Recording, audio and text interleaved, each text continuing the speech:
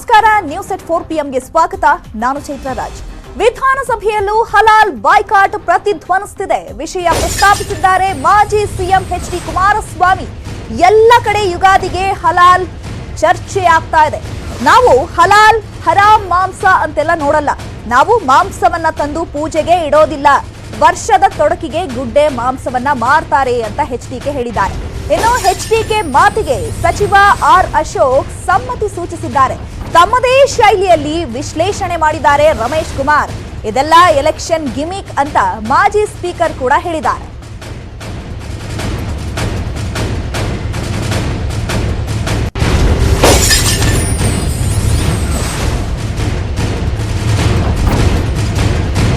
ವಿಧಾನಸಭೆಯಲ್ಲೂ ಹಲಾಲ್ boycott ಪ್ರತಿಧ್ವನಿಸ್ತಾ ಇದೆ. ಈ ಬಗ್ಗೆ ಚರ್ಚೆಗಳ ಮೇಲೆ ಚರ್ಚೆಗಳು ನಡೀತಾನೆ ಇದೆ. ಈಗ ಈ ವಿಷಯವನ್ನ ಪ್ರಸ್ತಾಪಿಸಿದ್ದಾರೆ ಸಿಎಂ ಎಚ್ ಡಿ ಕುಮಾರಸ್ವಾಮಿ. ಎಲ್ಲ ಕಡೆ ಯುಗಾದಿಗೆ ಹಲಾಲ್ ಇರುತ್ತೆ. ಈ ಬಗ್ಗೆ ಕೂಡ ವಿಧಾನಸಭೆಯಲ್ಲಿ ಚರ್ಚೆ ಆಗ್ತಾ ಇದೆ. ಈಗ ನಾವು ಹಲಾಲ್ ಹರಾಮ್ ಮಾಂಸ ಅಂತೆಲ್ಲ ನೋಡೋದಿಲ್ಲ. ನಾವು ಮಾಂಸವನ್ನ ತಂದು ಪೂಜೆಗೂ ಕೂಡ ಇಡೋದಿಲ್ಲ. ವರ್ಷದ ತೊಡಕಿಗೆ ಗುಡ್ಡೆ ಮಾಂಸವನ್ನ ಮಾರ್ತಾರೆ ಅಂತ ಹೇಳಿದ್ದಾರೆ ಇದೀಗ ಎಚ್ಡಿಕೆ. ಹೀಗೆ ಅಲ್ಲೇ ಇದ್ದಂತಹ ಎಚ್ಡಿಕೆ ಮಾತಿಗೆ ಸಚಿವ ಆರ್ ಅಶೋಕ್ ಸಮ್ಮತಿಯನ್ನ ಸೂಚಿಸಿದ್ದಾರೆ.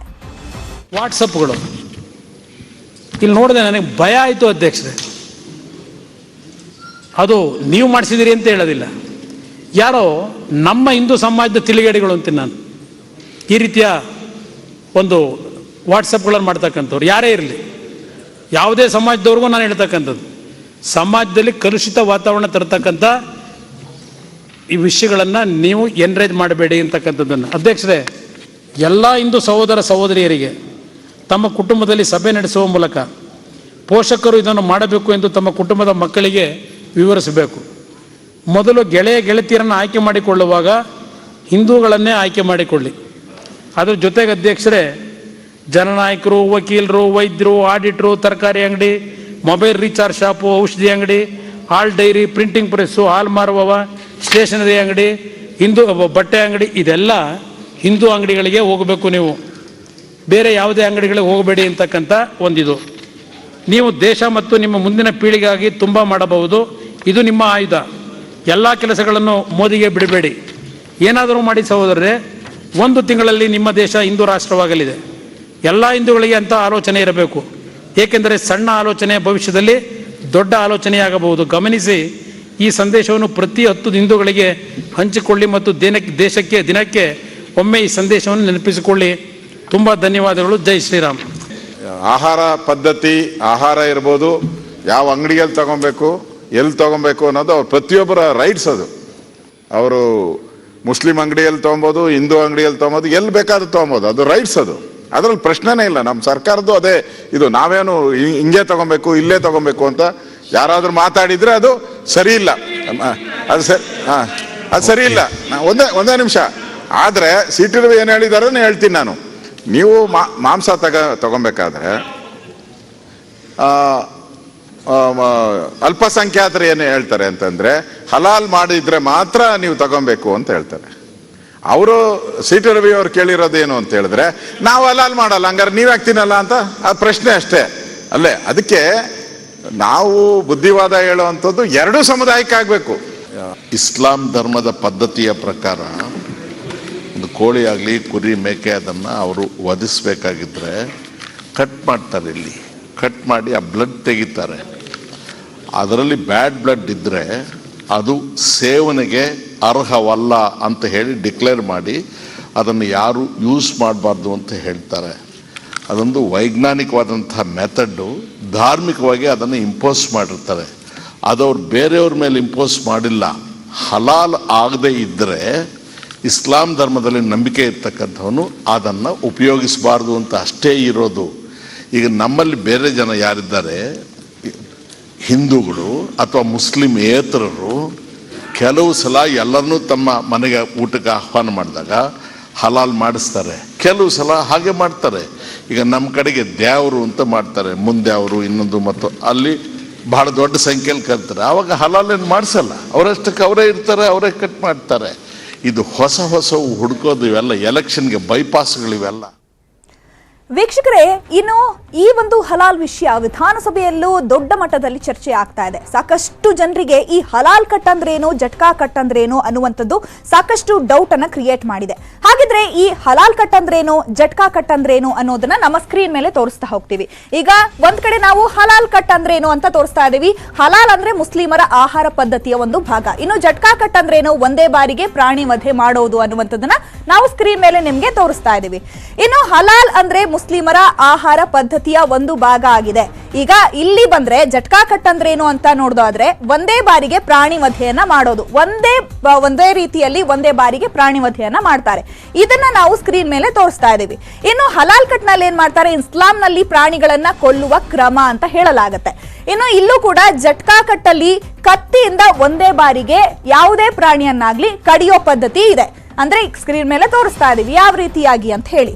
ಇಸ್ಲಾಂನಲ್ಲಿ ಪ್ರಾಣಿಗಳನ್ನ ಕೊಲ್ಲುವ ಕ್ರಮ ಹಲಾಲ್ ಕಟ್, ಇನ್ನು ಜಟ್ಕಾ ಕಟ್ ಅಲ್ಲಿ ನೀವು ನೋಡ್ತಾ ಇದ್ದೀರಾ. ಇನ್ನು ಒಂದ್ ಕಡೆ ಬರೋದಾದ್ರೆ ಪ್ರಾಣಿಯ ಕುತ್ತಿಗೆ ರಕ್ತನಾಳ ಅರ್ಧ ಕುಯ್ತಾರೆ ಇಲ್ಲಿ ಹಲಾಲ್ ಕಟ್ ನಲ್ಲಿ. ಇನ್ನು ಜಟ್ಕಾ ಕಟ್ಗೆ ಬರೋದಾದ್ರೆ ನೋವಿಲ್ಲದೆ ಸಾವು ನೀಡಬೇಕು ಅನ್ನೋ ಉದ್ದೇಶ ಇಲ್ಲಿ ಇರುತ್ತೆ ಜಟ್ಕಾ ಕಟ್ ಅಲ್ಲಿ. ಸೊ ಹಲಾಲ್ ಕಟ್ ಅಲ್ಲಿ ಏನಿರುತ್ತೆ, ಪ್ರಾಣಿಯ ಕುತ್ತಿಗೆ ರಕ್ತನಾಳ ಅರ್ಧವನ್ನ ಕುಯ್ತಾರೆ ಈ ಒಂದು ಭಾಗದಲ್ಲಿ. ಇನ್ನು ಜಟ್ಕಾ ಕಟ್ ಅಲ್ಲಿ ನೋವಿಲ್ಲದೆ ಸಾವು ನೀಡಬೇಕು ಅನ್ನೋ ಉದ್ದೇಶವನ್ನ ಹೊಂದಿರುತ್ತೆ. ಸೊ ಈಗ ನಾವು ಹಲಾಲ್ ಕಟ್ ಮತ್ತೆ ಜಟ್ಕಾ ಕಟ್ ಅಂದ್ರೆ ಏನು ಅನ್ನುವಂಥದ್ದನ್ನ ನಾನು ನಿಮ್ಗೆ ತೋರಿಸ್ತಾ ಹೋಗ್ತಾ ಇದ್ದೀನಿ. ಇನ್ನು ಇಲ್ಲಿ ಬಂದ್ರೆ ಹಲಾಲ್ ಕಟ್ ಅಲ್ಲಿ ನೋವಿನಿಂದ ಒದ್ದಾಡಿ ರಕ್ತ ಪೂರ್ತಿ ಹೊರ ಹೋಗುತ್ತೆ.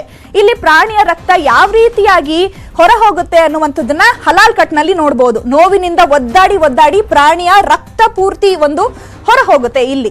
ಇನ್ನು ಜಟ್ಕಾ ಕಟ್ ಅಲ್ಲಿ ಇದನ್ನ ಬಲಿ ಅಂತ ಕೂಡ ಕರಿಬಹುದು. ಇನ್ನು ನಾವು ಸಾಕಷ್ಟು ಜಾಗಗಳಲ್ಲಿ ನೋಡಿರ್ತೀವಿ, ಇಲ್ಲಿ ಪ್ರಾಣಿ ಬಲಿಯನ್ನ ಕೂಡ ನಾವು ನೋಡ್ತೀವಿ. ಇದನ್ನ ಬಲಿ ಅಂತ ಕೂಡ ಕರಿಬಹುದು ಅಂತ ಹೇಳಲಾಗುತ್ತೆ ಇನ್ನು ಜಟ್ಕಾ ಕಟ್ ಅಲ್ಲಿ. ಸೊ ಹಲಾಲ್ ಕಟ್ ನೋಡ್ತಾ ಇದ್ದೀರಾ, ಜಟ್ಕಾ ಕಟ್ ಅನ್ನ ಕೂಡ ನೀವು ಇಲ್ಲಿ ನೋಡ್ತಾ ಇದ್ದೀರಾ. ಯಾವ ರೀತಿಯಾಗಿ ಒಂದು ವ್ಯತ್ಯಾಸಗಳಿರುತ್ತೆ, ಡಿಫ್ರೆನ್ಶಿಯೇಟ್ ಮಾಡಬಹುದು ಅನ್ನುವಂಥದ್ದನ್ನ ನಾವು ಸ್ಕ್ರೀನ್ ಮೇಲೆ ತೋರಿಸ್ತಾ ಇದೀವಿ. ಇನ್ನು ಹಲಾಲ್ ಕಟ್ ಅಲ್ಲಿ ವಿಷಕಾರಿ ರೋಗಾಣು ಹೊರಬರುತ್ತೆ ಎಂಬ ನಂಬಿಕೆ ಇದೆ. ಇನ್ನು ನಾವು ಜಟ್ಕಾ ಕಟ್ಗೆ ಬರೋದಾದ್ರೆ ಪ್ರಾಣಿಯ ರುಂಡ ಮುಂಡ ಒಂದೇ ಏಟಿಗೆ ಬೇರ್ಪಡಿಸೋದು. ಇದನ್ನ ನಾವು ಸಾಕಷ್ಟು ಬಾರಿ ಎಲ್ಲ ದೇವಸ್ಥಾನಗಳಲ್ಲೂ ನೋಡಿರ್ತೀವಿ, ಅಥವಾ ಎಲ್ಲ ಒಂದು ಧಾರ್ಮಿಕ ಒಂದು ಈ ಪ್ರಾಣಿ ವಧೆಯನ್ನ ಮಾಡುವಂತದನ್ನ ನೋಡಿರ್ತೀವಿ. ಅಂದ್ರೆ ಪ್ರಾಣಿಯ ರುಂಡ ಮುಂಡ ಒಂದೇ ಏಟಿಗೆ ಬೇರ್ಪಡಿಸೋದು. ಇನ್ನು ಹಲಾಲ್ ಕಟ್ಟಲ್ಲಿ ವಿಷಕಾರಿ ರೋಗಾಣು ಹೊರಬರುತ್ತೆ ಎಂಬ ನಂಬಿಕೆ ಇರುವಂತದ್ದು. ಸೊ ಡಿಫ್ರೆನ್ಶಿಯೇಟ್ ಗೊತ್ತಾಗ್ತಾ ಇದೆಯಾ ನಿಮ್ಗೆ, ಯಾವ ರೀತಿಯಾಗಿ ಹಲಾಲ್ ಕಟ್ ಮಾಡ್ತಾರೆ ಅಥವಾ ಜಟ್ಕಾ ಕಟ್ಟಲ್ಲಿ ಯಾವ ರೀತಿಯಾದಂತಹ ಡಿಫ್ರೆನ್ಸ್ ಇದೆ ಅನ್ನುವಂಥದ್ದನ್ನ ನಾನು ನಿಮ್ಗೆ ತೋರಿಸ್ತಾ ಹೋಗ್ತಾ ಇದ್ದೀನಿ. ಸೊ ಸಾಕಷ್ಟು ಜನರಿಗೆ ಇದ್ರದ್ದು ಒಂದು ದೊಡ್ಡ ಮಟ್ಟದಲ್ಲಿ ಪ್ರಶ್ನೆ ಉದ್ಭವ ಆಗಿರುತ್ತೆ, ಈ ಹಲಾಲ್ ಕಟ್ ಅಂದ್ರೆ ಏನು, ಜಟ್ಕಾ ಕಟ್ ಅಂದ್ರೆ ಏನು ಅಂತ. ಇನ್ನೊಂದು ಈಗ ನಾವು ತೋರಿಸ್ತಾ ಇದೀವಿ, ಇದರಿಂದ ಹಲಾಲ್ ಕಟ್ ನಲ್ಲಿ ಇದರಿಂದ ಶುದ್ಧ ಮಾಂಸ ಲಭ್ಯ ಆಗುತ್ತೆ ಅನ್ನುವಂತಹ ನಂಬಿಕೆ ಇದೆ. ಯಾವ್ದ್ರಲ್ಲಿ, ಹಲಾಲ್ ಕಟ್ಟಲ್ಲಿ. ಇನ್ನು ನಾವು ಜಟ್ಕಾ ಕಟ್ಗೆ ಬರೋದಾದ್ರೆ ಇದರಿಂದ ಪ್ರಾಣಿಗೆ ಕೊಡುವ ಹಿಂಸೆ ಕಡಿಮೆ ಇರುತ್ತೆ ಅನ್ನುವಂತಹ ನಂಬಿಕೆಯನ್ನ ಜಟ್ಕಾ ಕಟ್ಟಲ್ಲಿ ಮಾಡಲಾಗಿದೆ.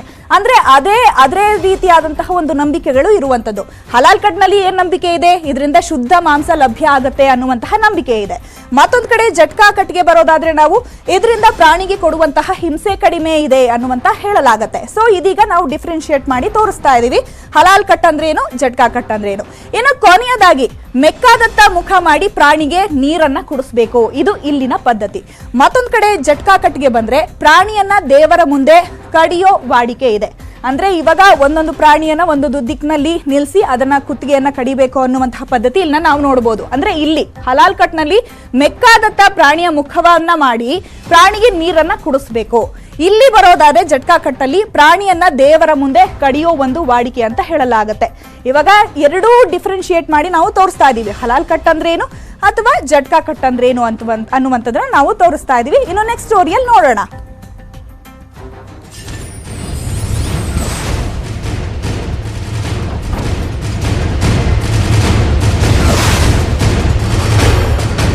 ಹಲಾಲ್ ಮುಸ್ಲಿಮರಿಗೆ ಇರಬಹುದು, ಆದ್ರೆ ಹಿಂದೂಗಳಿಗೆ ಬೇಡ. ಹಿಂದೂಗಳು ಹಲಾಲ್ ಮಾಂಸವನ್ನ ಸ್ವೀಕಾರ ಮಾಡಬಾರದು. ಮಂಗಳೂರಿನಲ್ಲಿ RSS ಮುಖಂಡ ಕಲ್ಲಡ್ಕ ಪ್ರಭಾಕರ್ ಭಟ್ ಹೇಳಿಕೆಯನ್ನ ಕೊಟ್ಟಿದ್ದಾರೆ. ಅರಬ್ನ ಚಿಂತನೆಯನ್ನ ಭಾರತದಲ್ಲಿ ತರೋದು ಬೇಡ, ಅದು ಅರಬ್ನಲ್ಲೇ ಇರ್ಲಿ. ಆ ಚಿಂತನೆ ಬೇಕಾದ್ರೆ ಅಲ್ಲಿಗೆ ಹೋಗ್ಲಿ. ನಮ್ ಸಂಪ್ರದಾಯ ಉಳಿಸಬೇಕು, ಹಲಾಲ್ಗೆ ನಮ್ಮ ಬೆಂಬಲವಿಲ್ಲ ಅಂತ ಪ್ರಭಾಕರ್ ಭಟ್ ಇಲ್ಲಿ ಮಾಹಿತಿಯನ್ನ ಕೊಟ್ಟಿದ್ದಾರೆ.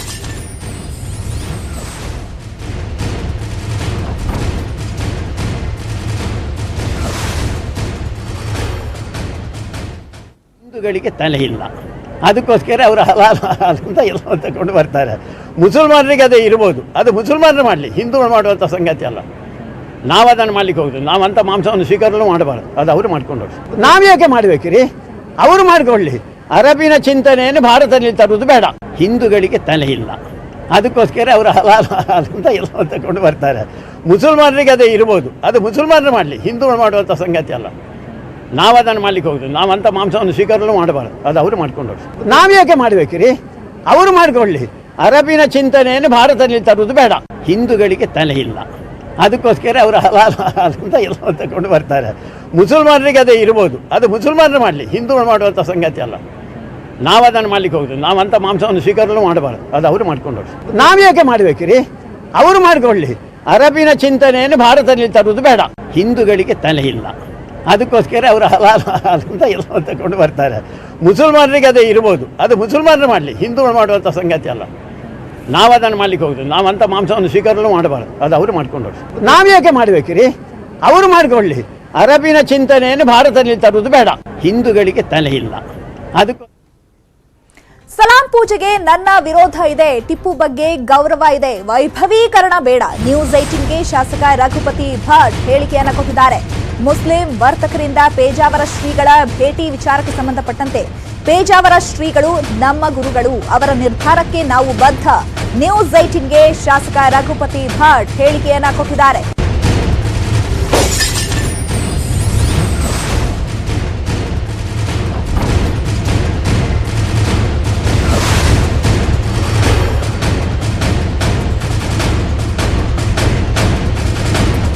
ಸಲಾಂ ಪೂಜೆಗೆ ನನ್ನ ವಿರೋಧ ಇದೆ, ಟಿಪ್ಪು ಬಗ್ಗೆ ಗೌರವ ಕೂಡ ಇದೆ, ವೈಭವೀಕರಣ ಬೇಡ. ನ್ಯೂಸ್ 18ಗೆ ಶಾಸಕ ರಘುಪತಿ ಭಟ್ ಹೇಳಿಕೆಯನ್ನ ಕೊಟ್ಟಿದ್ದಾರೆ. ಮುಸ್ಲಿಂ ವರ್ತಕರಿಂದ ಪೇಜಾವರ ಶ್ರೀಗಳ ಭೇಟಿ ವಿಚಾರಕ್ಕೆ ಸಂಬಂಧಪಟ್ಟಂತೆ ಇದೀಗ ಪ್ರಭಾಕರ್ ಭಟ್ ರಿಯಾಕ್ಟ್ ಮಾಡಿದ್ದಾರೆ. ಪೇಜಾವರ ಶ್ರೀಗಳು ನಮ್ಮ ಗುರುಗಳು, ಅವರ ನಿರ್ಧಾರಕ್ಕೆ ನಾವೆಲ್ಲರೂ ಬದ್ಧ. ನ್ಯೂಸ್ 18ಗೆ ಶಾಸಕ ರಘುಪತಿ ಭಟ್ ಹೇಳಿಕೆಯನ್ನ ಕೊಟ್ಟಿದ್ದಾರೆ.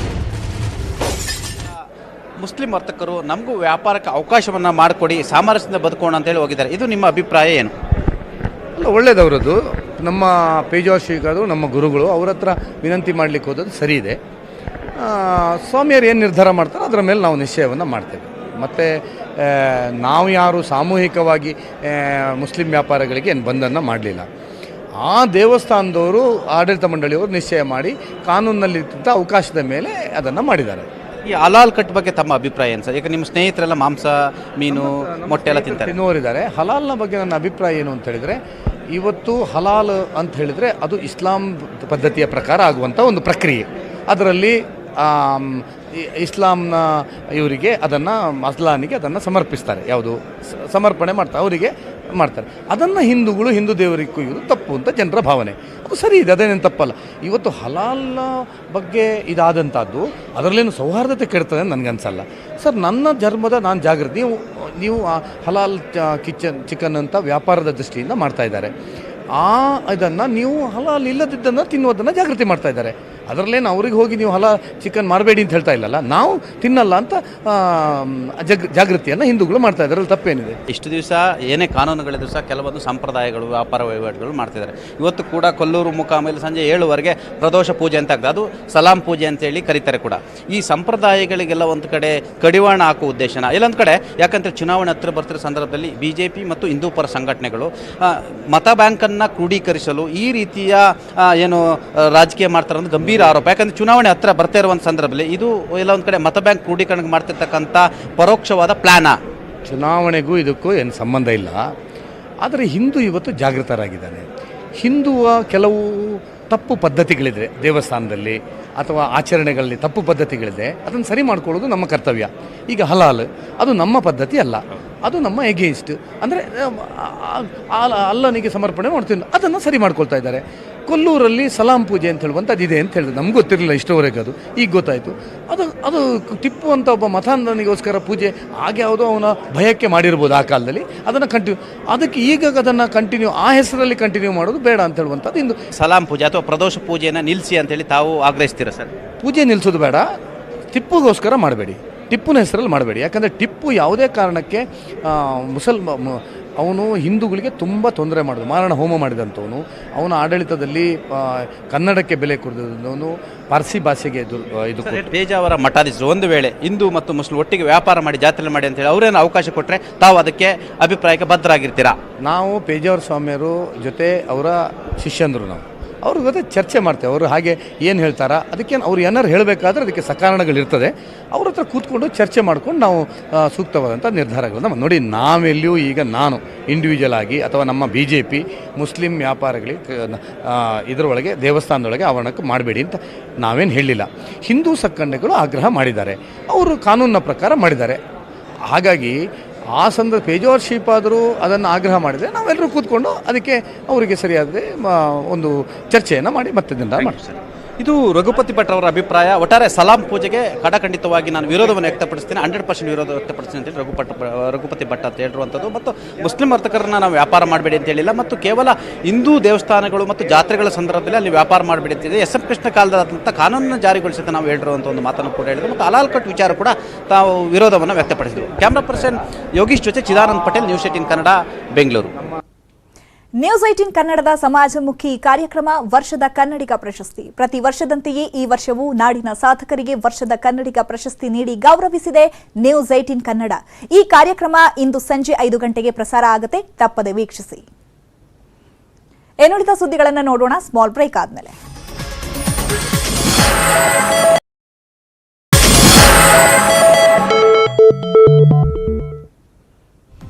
Welcome back. ಕಾಫಿ ನಾಡು ಚಿಕ್ಕಮಗಳೂರಿಗೂ ಹಬ್ಬಿದ ಹಲಾಲ್ ವಿವಾದ. ಹಲಾಲ್ ಮಾಂಸ ಖರೀದಿಸದಂತೆ ಕರಪತ್ರ ಹಂಚಿಕೆ ಮಾಡಲಾಗಿದೆ. ಹಿಂದೂ ಸಂಘಟನೆ ಮುಖಂಡರಿಂದ ಕರಪತ್ರ ಹಂಚಿಕೆ ಮಾಡಲಾಗಿದೆ. ಮಾಂಸವಷ್ಟೇ ಅಲ್ಲ, ದಿನಸಿ ಸಾಮಗ್ರಿಗಳನ್ನು ಖರೀದಿಸಬೇಡಿ. VHP ಬಜರಂಗ ದಳ ಕಾರ್ಯಕರ್ತರಿಂದ ಕರಪತ್ರ ಹಂಚಿಕೆ ಮಾಡಲಾಗಿದೆ. ಹೊಸ ದುಡುಕಿನಂದು ಮಾಂಸ ಖರೀದಿಸಬೇಡಿ ಅಂತ ಮನವಿಯನ್ನ ಮಾಡಿಕೊಳ್ಳಲಾಗಿದೆ.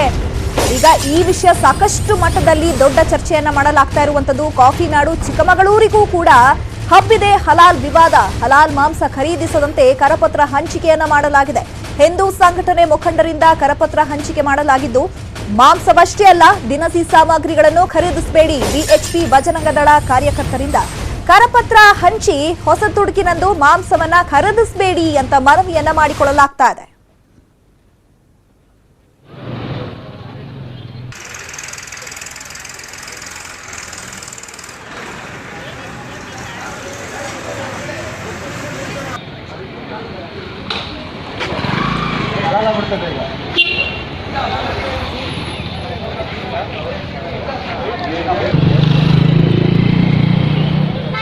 ಈ ಬಗ್ಗೆ ಮತ್ತಷ್ಟು ಮಾಹಿತಿಯನ್ನ ಅಂದ್ರೆ ಈ ಬಗ್ಗೆ ಸ್ವತಃ ಮಾತನಾಡೋದಕ್ಕೆ ನಮ್ಮ ಜೊತೆಗೆ ಜಾಯ್ನ್ ಆಗ್ತಾ ಇದ್ದಾರೆ ಫೋನ್ ಸಂಪರ್ಕದಲ್ಲಿ ಬಜರಂಗ ದಳದ ಅಧ್ಯಕ್ಷರಾಗಿರುವಂತಹ ಶ್ಯಾಮ್ ಅವರು. ನಮಸ್ತೆ ಸರ್. ಹರಿ ಓಂ. ನಮಸ್ತೆ ಸರ್. ಇವಾಗ ಎಲ್ಲಾ ಕಡೆ ಈಗ ಕಾಫಿ ನಾಡಿಗೂ ಈ ಒಂದು ಹಲಾಲ್ ವಿವಾದ ಹಂಚೋಗ್ಬಿಟ್ಟಿದೆ.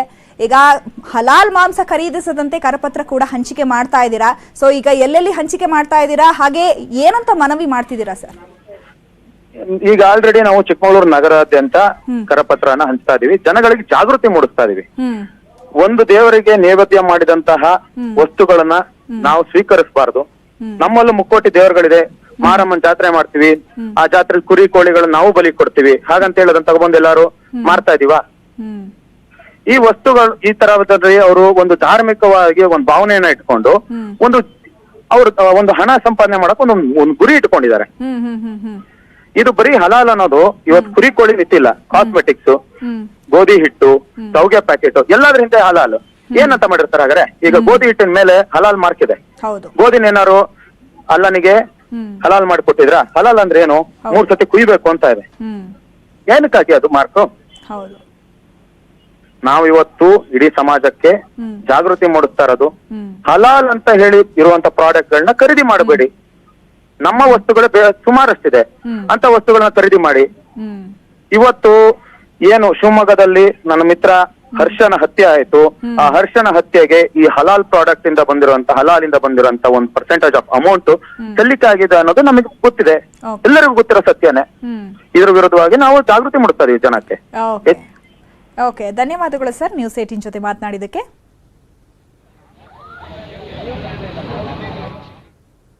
ನ್ಯೂಸ್ 18 ಕನ್ನಡದ ಸಮಾಜಮುಖಿ ಕಾರ್ಯಕ್ರಮ ವರ್ಷದ ಕನ್ನಡಿಗ ಪ್ರಶಸ್ತಿ. ಪ್ರತಿ ವರ್ಷದಂತೆಯೇ ಈ ವರ್ಷವೂ ನಾಡಿನ ಸಾಧಕರಿಗೆ ವರ್ಷದ ಕನ್ನಡಿಗ ಪ್ರಶಸ್ತಿ ನೀಡಿ ಗೌರವಿಸಿದೆ ನ್ಯೂಸ್ 18 ಕನ್ನಡ. ಈ ಕಾರ್ಯಕ್ರಮ ಇಂದು ಸಂಜೆ 5 ಗಂಟೆಗೆ ಪ್ರಸಾರ ಆಗುತ್ತೆ, ತಪ್ಪದೆ ವೀಕ್ಷಿಸಿ. ಸುದ್ದಿ ಮುಂದುವರಿಯುತ್ತೆ ಸ್ಮಾಲ್ ಬ್ರೇಕ್ ಆದ್ಮೇಲೆ.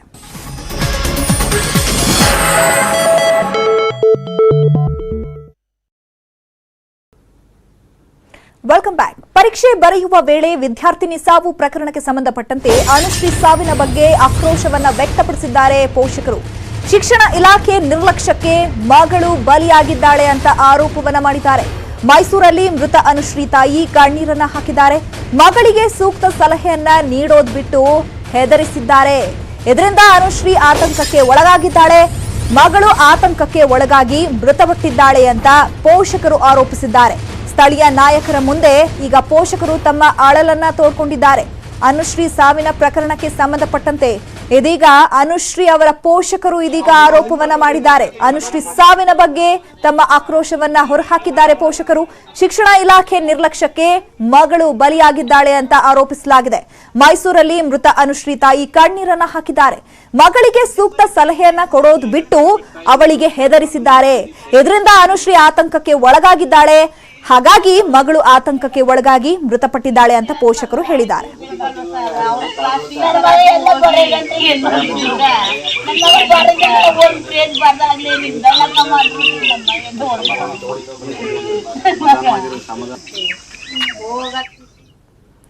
ತುಮಕೂರಿನ ಸಿದ್ಧಗಂಗಾ ಮಠದ ಲಿಂಗೈಕ್ಯ ಶಿವಕುಮಾರ ಶ್ರೀಗಳ 115ನೇ ಜನ್ಮ ದಿನೋತ್ಸವಕ್ಕೆ ಸಕಲ ಸಿದ್ಧತೆಯನ್ನ ಮಾಡಿಕೊಳ್ಳಲಾಗ್ತಾ ಇದೆ. ಕೋವಿಡ್ನಿಂದಾಗಿ ಕಳೆದ 2 ವರ್ಷ ಸರಳವಾಗಿ ಜನ್ಮದಿನ ಆಚರಣೆ ಮಾಡಲಾಗಿತ್ತು. ಈ ಬಾರಿ ಅದ್ದೂರಿಯಾಗಿ ಆಚರಿಸಲು ತಯಾರಿಯನ್ನ ನಡೆಸಲಾಗಿದೆ. ಮಠದ ಆವರಣದಲ್ಲಿ ಬ್ಯಾನರ್ ಕಟೌಟ್ಗಳು ರಾರಾಜಿಸ್ತಾ ಇವೆ.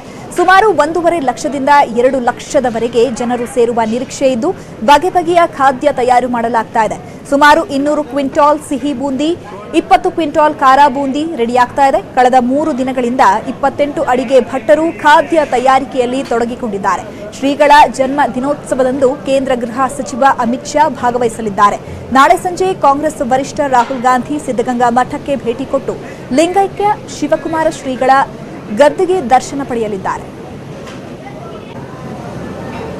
ಈ ಒಂದು ಸಿದ್ಧಗಂಗಾ ಕ್ಷೇತ್ರದಲ್ಲಿ ಬೆಳಗ್ಗೆ 10 ಗಂಟೆಗೆ ಏಪ್ರಿಲ್ 1ನೇ ತಾರೀಕು ಕಾರ್ಯಕ್ರಮ ನಡೀತಾ ಇದೆ.